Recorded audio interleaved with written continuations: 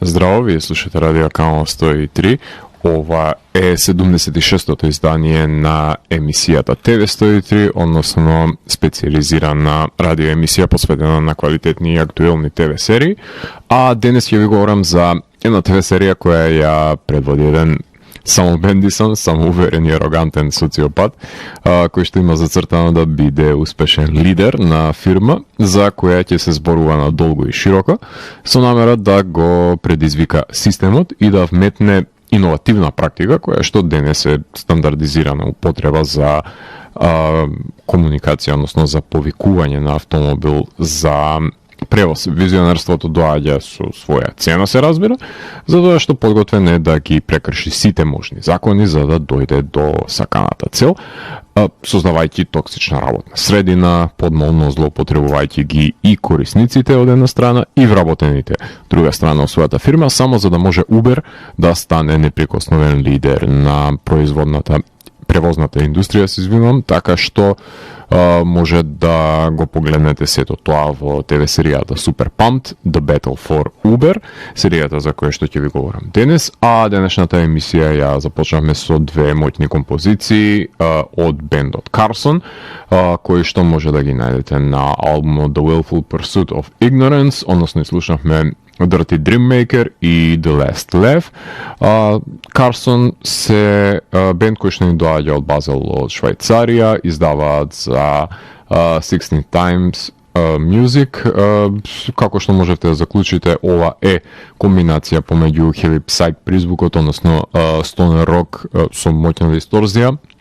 од кој што ќе имаме можност со продолжение да ја слушнеме и композицијата Siren, малку поспора за разлика од претходните, меѓутоа не е помалку наивна од нив, така што ова е едно моќно студиско издание кое што се појави во текот на овој месец. А доколку сакате да дознаете како Uber стана гигантот кој што се денес, тогаш вие сте на вистинската фреквенција која понира од сферата помеѓу појавното и имагинарното, кај што се крие еден притаен меѓусвет нудејќи можности за одгатнување на енигмите на постоењето. Јас сум Златко Ѓелевски, а вие останете вклучени. Започнувам програмата на ТВ 103. Вие слушате Радио Канал 103, ова е 76-тото издание на ТВ 103, кое што е посветено на ТВ серијата Super Pumped, која представува американска антолошка ТВ серија, која што е создадена од страна на Брайан Копелман и Дейвид Левиен, кои што ги имаат напишано сценаријата за филмовите Rounders, Runaway Jury, Walking Tall, Tilt, потоа Ocean's 13, The Girlfriend Experience и филмот и работени на серијата, Runner и ТВ серијата Billions, а во тек е создавањето на нивниот нов, престоен филм The Game.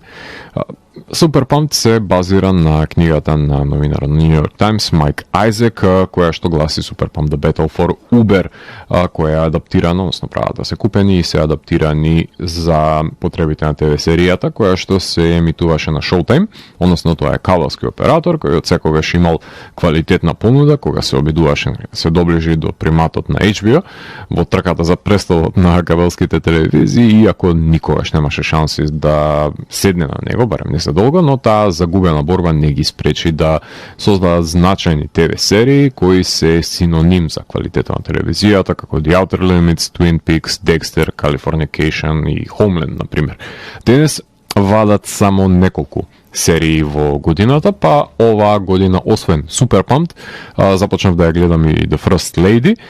посветена на супругите на преседателите на САД, работена на страна на Сузан Бир, а наредната недела започнува научно-фантастичната серија The Man Who Fell to Earth, значи тоа е адаптацијата во форма на ТВ серија на култниот филм со Деби Бови, а до крајот на годината ќе може да ги погледнеме American Gigolo, потоа ТВ адаптацијата на Let the Right One In, Three Women и I Love That For You. Па за некој од нив ќе ви говорам и во засебно издание на емисијата како ќе ги погледнем. Од секогаш сум се противел на злоделата кои ги направија на Роудис и Пени Дредфул, односно засекувајќи ги во корен сериите кои не ја добиле саканата популарност, емитувајќи ги во викендашките термини, но ме радува ова засекување во корен што гледам дека не име толку зачестена практика денес, со оглед на тоа што минисеријали, например, како Your Honor или па Yellow Jackets, и ова антолошка серија, например, и Суперпамп ќе ја ставам во таа групација, ќе ги одржуваат во живот со наредни сезони, што може би е некаков знак за подобрување, односно еден чекор напред, ако така може да се каже. Ако со HBO се направува во минатото, денес мора да се носат со стримерите, и тука дефинитивно огуват чекорот, но започнете потребата да се продуцира квалитет, а не квантитет секоја, што ќе ми биде фактор број 1 кој што ќе го земам предвид. Само уште да не го објавува, односно да не ги објавува недела за недела, се ќе беше во ред. Сите знаеме дека овој застарен метод им одговара да влечкаат нови претплатници со една серија и кога ќе заврши таа, објавуваат нова во наредните 3 месеци и технички продуцираат 4 во текот на годината. Суперпамп брои 7 едночасовни епизоди, односно 7 часови се потребни за севкупно гледање, а започнаа да емитуваат на 27 февруари и завршија на 10 април, што значи дека скоро 3 месеци ги цедеа претплатниците. Премногу беше интересно за да ја збирам па да ја гледам, ама пак од друга страна толку многу действие е набиено во тој еден час неделно, што сосема задоволителна доза е тоа за примање, па затоа беше по-безболно ова рудиментарното гледање на серијата, а згора на тоа имав со кого да ја дебатирам недела за недела, така што не беше толку безцелна оваа застарена практика, која што до ден денес сметам дека, барем за условите во кои што денес ги добиваме сериите од односно од хиперпродукцијата на стримерите, може би се покажува дека е погудна и неефективна. Меѓутоа, сето тоа се променува доколку имате одредена екипа на истомисленици кои што, или луѓе со спротивно мислење, кои што ја гледаат епизода со епизода заедно со вас, па тогаш веќе дискутирањето за неа ќе одржува во живот. Во спротивно, ако сами ја гледате недела за недела, мислам дека е најмалку ефективно сега. Тука веќе доаѓаме и до округот, и до просторот, и до желбата за разговарање за една серија, и до актуелноста пред се, заради тоа што не баш сите серии на Showtime ги интересираат сите љубители на ТВ серии, така што склоп на околности е за да профункционира овој застарен метод на гледање. Меѓутоа, binge watch, односно гледање во еден здив на серии, не ги бара овие чинители да бидат во игра за да се одржи во живот, заради тоа што кратко е време трајањето на гледање, односно интензивно се гледа, ден, 2, 3, не е важно колку, самите си одредувате, така што не се потребни екстерни фактори за да се најде дополнителна љубов во овој принцип на конзумирање на серија во серијата. Стана збор за раководењето со Uber од страна на Тревис Каленек, кој што го глуми Џозеф Гордон-Левит, арогантниот собственик кој има намера да стане еден од мултимилионерите кои светот ќе ги вреднува како визионери и иноватори, сметајќи дека неговото име ќе биде споменувано во друштво на Безос, Гейтс, Закерберг, Джобс и Маск. Меѓутоа, името набрзо ќе стане синоним за бројни малверзации со корисниците, со работниците и инвеститорите, така што Тревис е бескрупулозен диктатор кој е подготвен да ги прекрши сите правила, да го заобиколи секој можен закон, ако тоа му обезбеди доминација на Uber, најпрвен во американските градови, а потоа во светскиот пазар би го направил без око да му трепне. За волја на вистината, додека ја гледав серијата, на мејл ми доаѓа реклами од Uber, така што во секој случај Uber добива со ова бесплатна реклама на својата популарност, без разлика на кој начин е прикажана компанијата. Запознаваме со односот на Тревис, со неговите девојки, со неговите родители, колеги, членови на одборот и пријателите, кои што најчесто и се едни исти луѓе, ако воопшто ги има пријатели. Тука под еден голем прашалник е таа категорија ставена и неговите социопатски опортунистички амбиции ќе ги во очите уште од првата епизода. Серијата допира до неговите нарушени односи пред се со девојките, кои ги третира како негови сувенири и ништо повеќе. Им се наметнува на неговите пријатели и зазема диктаторска позиција во одборот, манипулирајќи ги возачите во компанијата со постојаните уцени, под изговор дека си возат за себе си, создавајќи капиталистички робови од нив, кои за да успеат да заработат некој си долар плюс би работеле двојни смени и би спиеле во луксузните автомобили. Иако Тревис добива совети од страна на членовите на одборот да се смири од како ќе се пробие Убер на светската сцена и да започне да ги следи правилата кој ги прекршил, нели, за да стигне на пократок можен рок до успехот, неговата лакомост ќе го надвладе и го заврти одборот против него. Ако сакате да знаете како им е на жените кои работат во фирмата, погледнете епизодата за токсичното однесување во канцелариите низ нивна призма и ќе ви стане јасно зашто на интервјуата за работа прашува дали кандидатите се шупаци и ако не се, давајќи им до знаење дека треба да бидат за да успеат.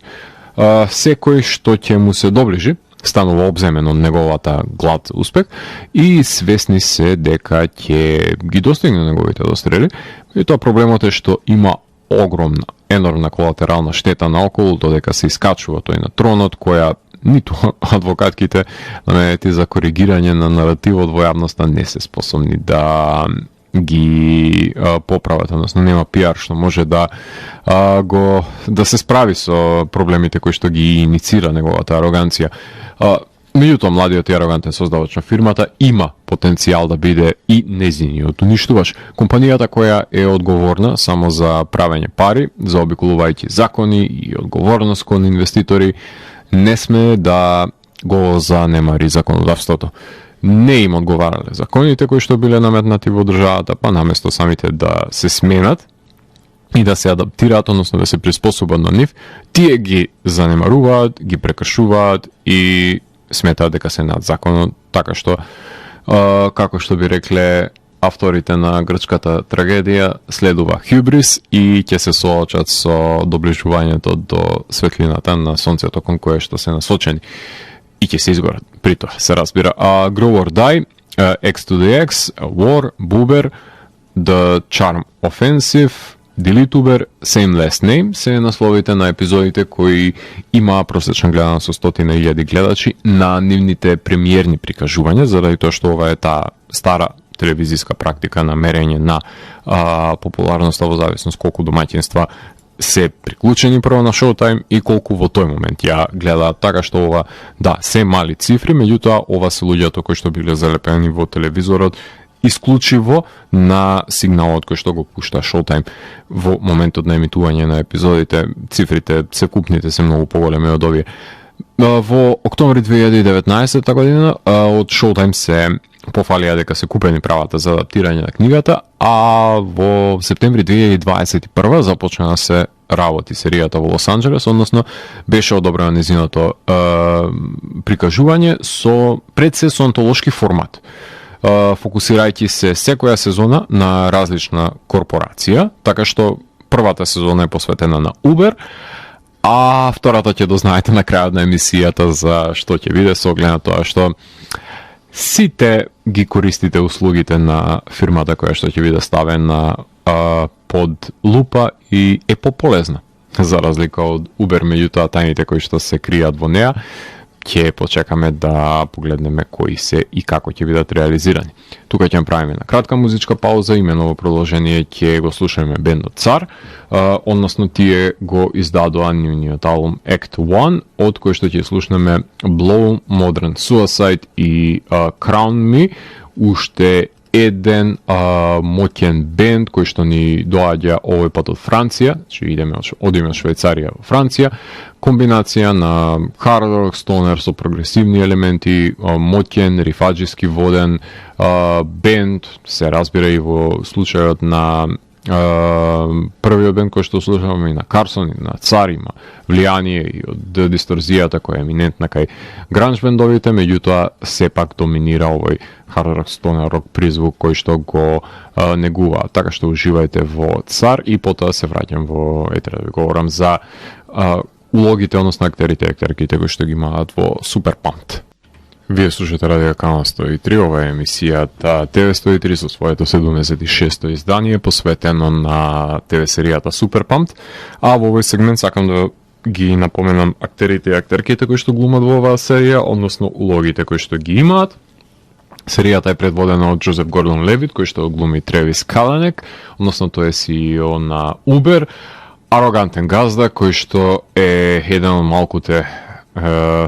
млади директорчиња од Силиконската долина, кој е гладен за слава и неговата компанија доживува нагол астрономски пораст, но при тоа создава токсична работна средина и експлоатација на возачите, се појавува скандал за него, но непорекливо е дека тие што се околу него се свесни дека ги привлекува пред се неговата убеденост во каузата, достигнувајќи ја Макијавеловски, каде што средствата ги оправдуваат целите, знаат дека ќе успее во намерите и алчни се и тие по дел од успехот кој што ќе го достигне. Тој не води во постојачка фирма која веќе е образувана, но во серијата нема податоци дека ги оформил Скауер, например, од ерата на Непстер, односно тоа е сайт за споделување на музика, која била тужена од сите издавачи, па потоа Red Swoosh е компанијата која што ја оформува, која исто така е файл шеринг компанија која што ја прави по неја, која е откупена од поголема фирма, и UberCap ја започнува во 2009 година, држејќи се до најмување на луксузните автомобили, се додека нека се јави конкуренцијата од страна на Lyft во 2012 година, па тогаш е принуден да го стартува и UberX, односно тоа е обликот на компанијата која што денес ја знаеме како Uber, за да го напушти одборот во 2017 година. Ова е чисто како една хронологија на неговите ангажмани кои што ги има, а Левит одлично го доловува нарцисоидното копиле кое што раководи со фирмата и еден од неколкуте матни ликови кои да, знаете дека на нечестен начин се обидуваат да дограваат до власта, меѓутоа, односно до моќта, до парите, меѓутоа ако ги нема овие ликови нема да има никаков напредок, како што можете да слушнете од најавата претходно. Така што ова е Тревис Бикл, односно таксистот за повикување од таксисти на апликација. Тоест модерниот Тревис Бикл од Скорсезе, ако веќе така сакате.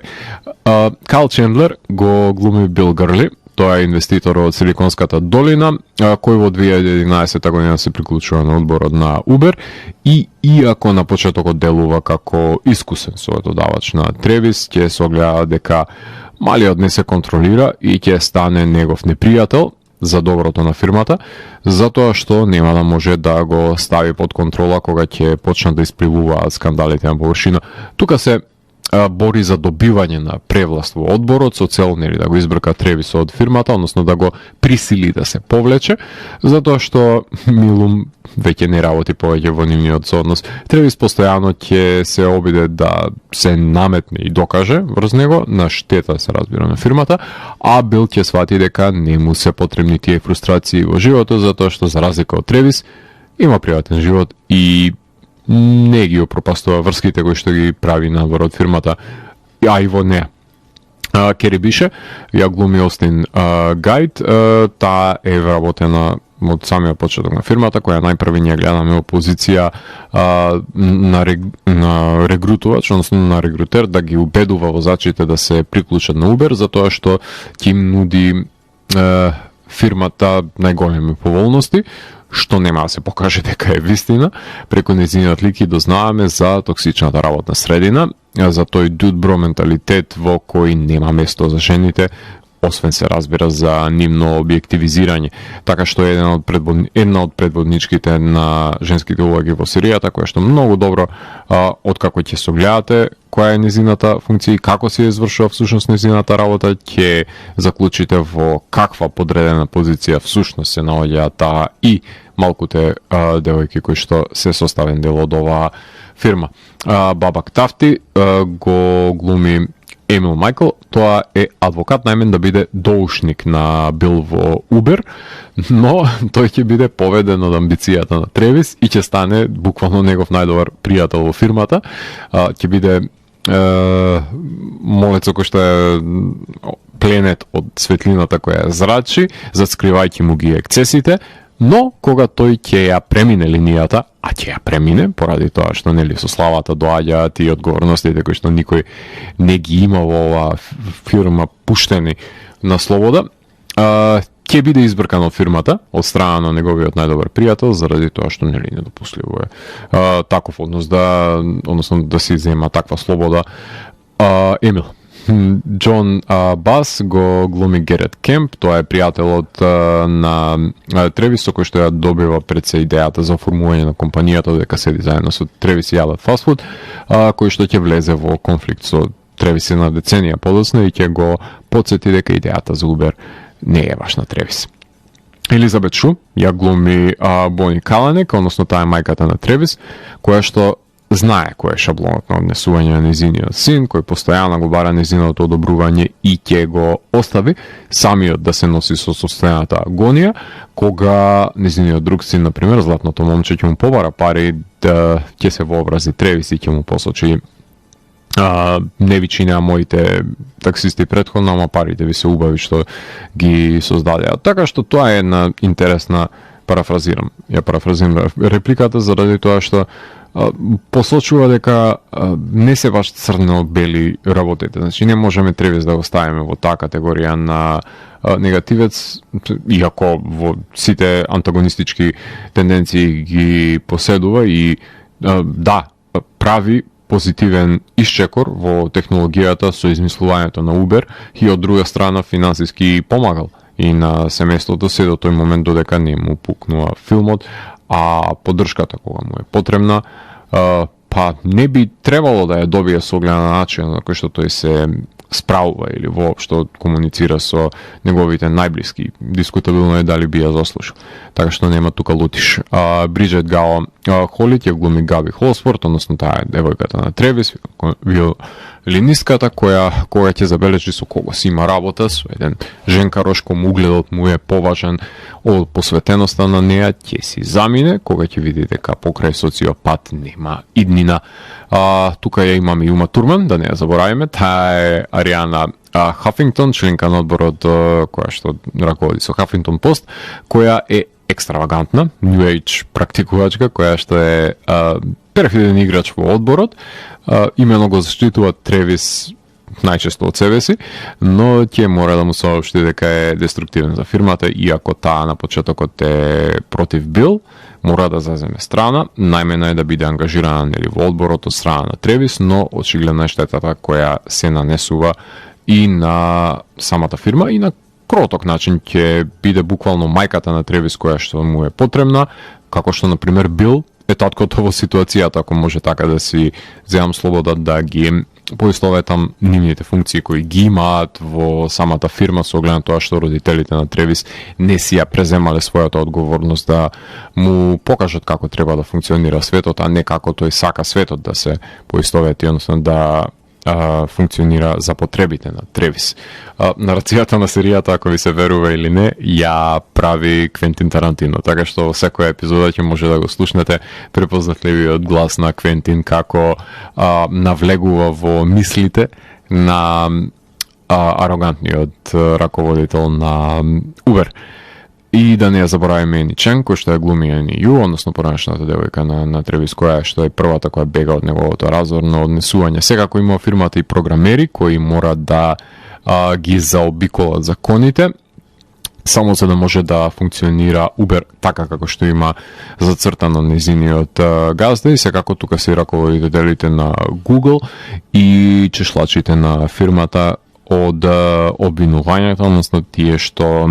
од една страна се обидуваат да ја бранат фирмата, PR компанијата, а од друга страна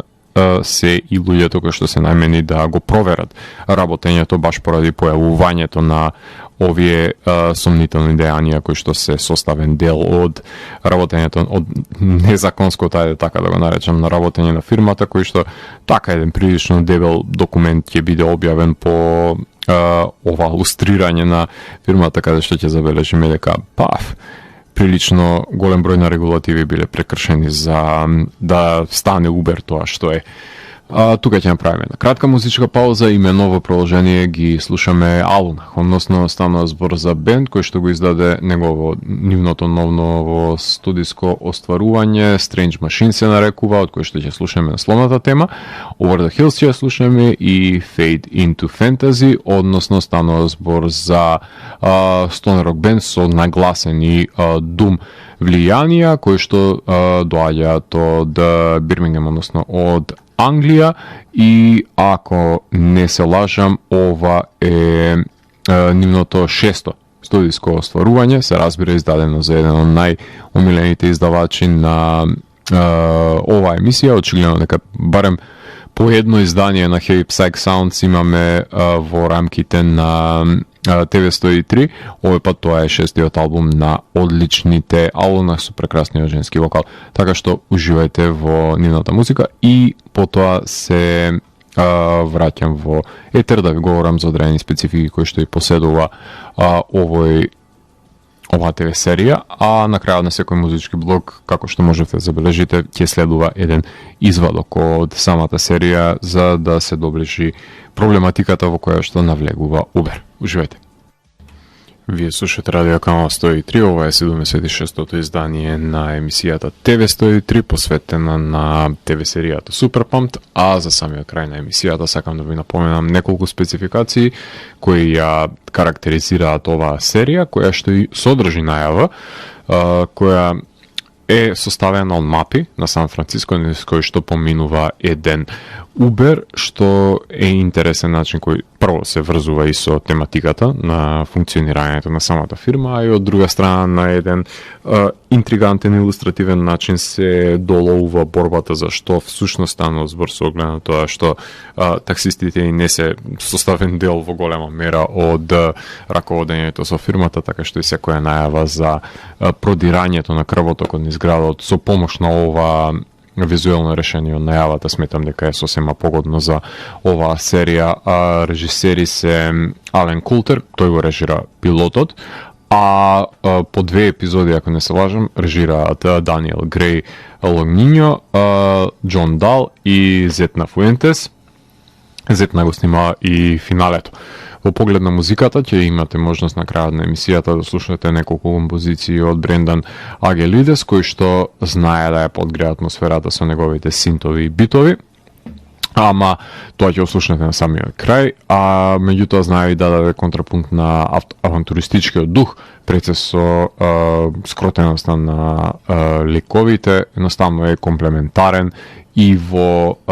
тој манир, така што музиката си има и двојната функција која што ја го следи течението пред се на самата нарација. И секако од музичкиот избор, од недиегетската музика, скоро секоја епизода има по некоја песна од Pearl Jam, затоа што тоа е духот кој што сака да го долови самата серија. Поглед на сценографијата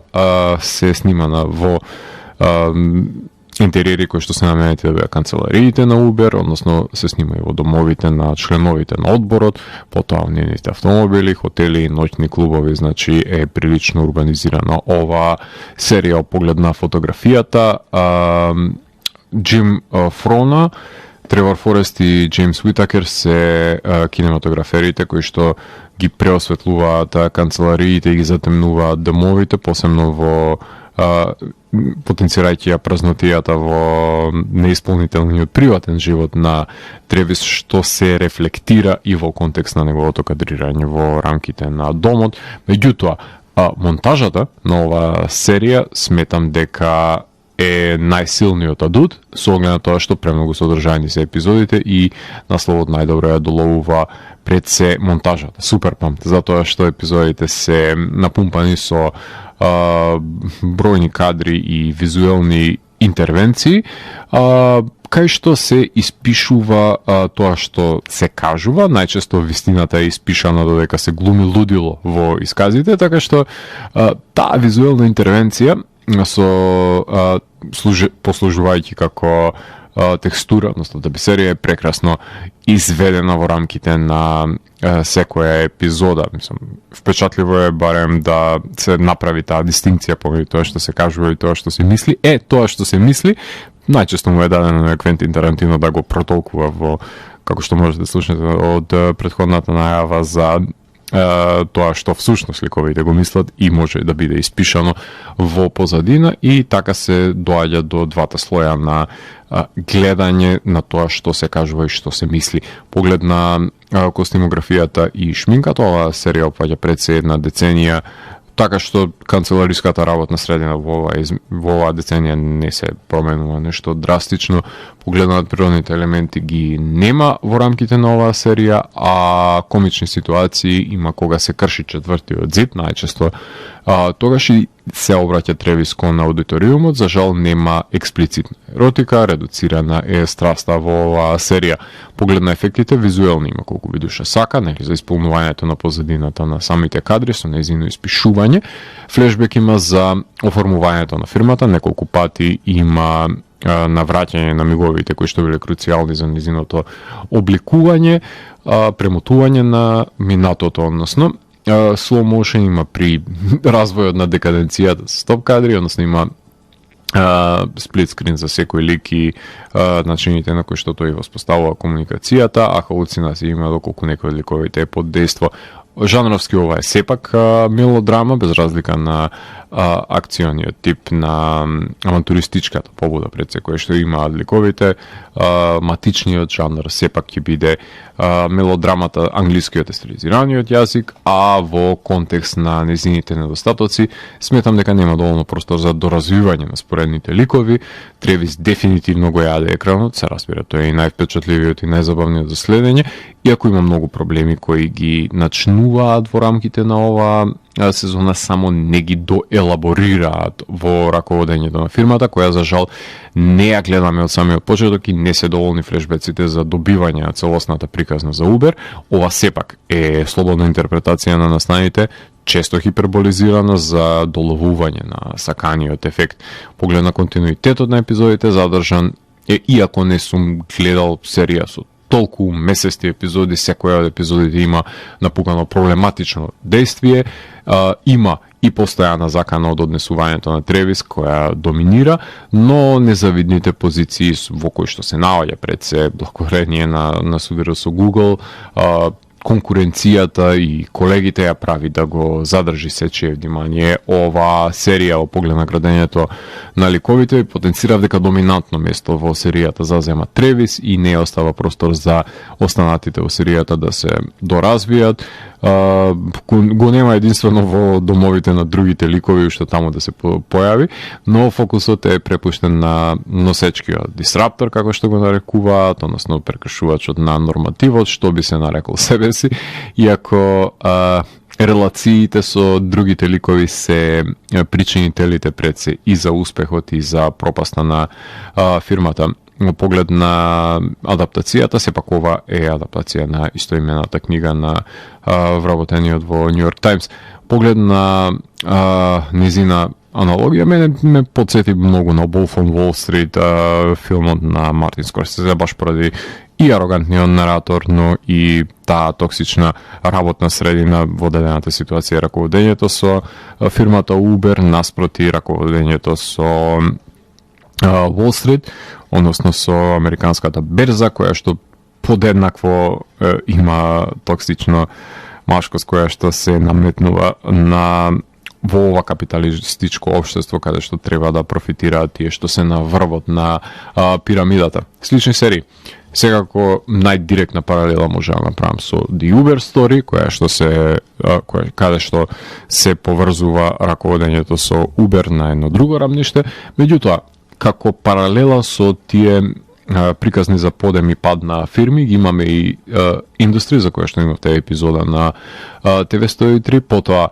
паралела има со Mad Men, Valley of the Boom, The Morning Show и Severance, за кој што исто така може да слушнете епизоди во TV103. Startup, Mr. Corman, Freddie Heineken, The Dropout, Billions, серијата која што ја работеа авторите на оваа серија на Superpumped, потоа Dirty Money, Datum Divas, American Crime Story, Succession, Silicon Valley, Halt and Catch Fire, Inside Bill's Brain, The Decoding Bill Gates, Empire и мал милион на други ТВ серии кои што обработуваат развој на една фирма. Имаме тензична и амбициозни ликови кои што раководат со и ја воспоставуваат тоа тензична атмосфера во самата серија, за гарантирана гледливоста и постигната и гледливоста во поглед на епилогот. Двајцата ќе не условат како билионери е една од тие фрази кои што се потенцира, односно тоа е во разговорот кој што го водат Бил и Тревис, раководителите со фирмата, со потенцирајќи дека и двајцата ќе имам исто презиме, односно тоа презимето билионер е тоа што секогаш ќе бидат начнати како билионерот Гртли или билионерот Келенек. Делумно разочаран сум од половина од епизодата во финалето, заради тоа што беше преструктурирање, самиот крај е на место, меѓутоа по-интензивна, например, беше предпоследната епизода од неа, малте не антиклимактично беше завршувањето, со оглед на тоа што сите на крајот на денот завршуваат да бидат мултимилионери, со тоа што мал милион на луѓе се жртви на нивната алчност, меѓутоа, живееме во таков свет. Така што епилогот соодветствува, нели? Мора да соодветствува на реалноста на која што и се базира, нели? Црпи инспирација оваа серија поглед на еволуацијата, поради содржајноста, перформансот, монтажата, иновативниот пристап, сметам дека заслужена е оценката 9 од 10, да видиме како во иднина ќе се развива оваа антолошка серија, а додека сме кај продолжувањето, одобрена е наредна сезона, која што ќе се базира на видувањето на истиот автор на книгата на Убер, односно која што се базираше првата сезона, Майк Айзек, меѓутоа ќе се однесува за оформувањето и раководењето на Марк Закерберг на Facebook. Така што претпоставувам дека ќе го има и неговото појавување на судење и бранење на неговата фирма, а и на мал милион на сплетки кои што се случувале во рамките на воспоставувањето на фирмата.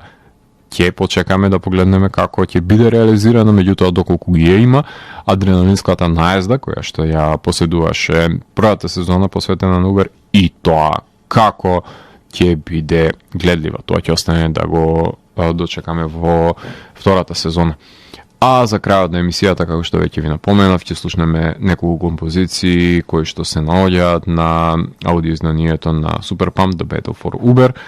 кои се компонирани од страна на Брендан Ангелидес. Така што претходно само ќе слушнеме извадок од финалето на серијата, односно самиот епилог кој што ви го потенцирав. А вие го слушате 76-тото издание на емисијата TV103 со Златко Ѓелевски, кај што детално ги анализирав квалитетите и недостатоците на Superpumped. TV103 е уникатен сигнал кој се појавува секој четврток на оваа фреквенција и во рок од 2 часа ви нуди длабенски поглед во значењето на актуелните ТВ серии. До наредното издание, гледајте ТВ серии и останете вклучени. Чао, чао.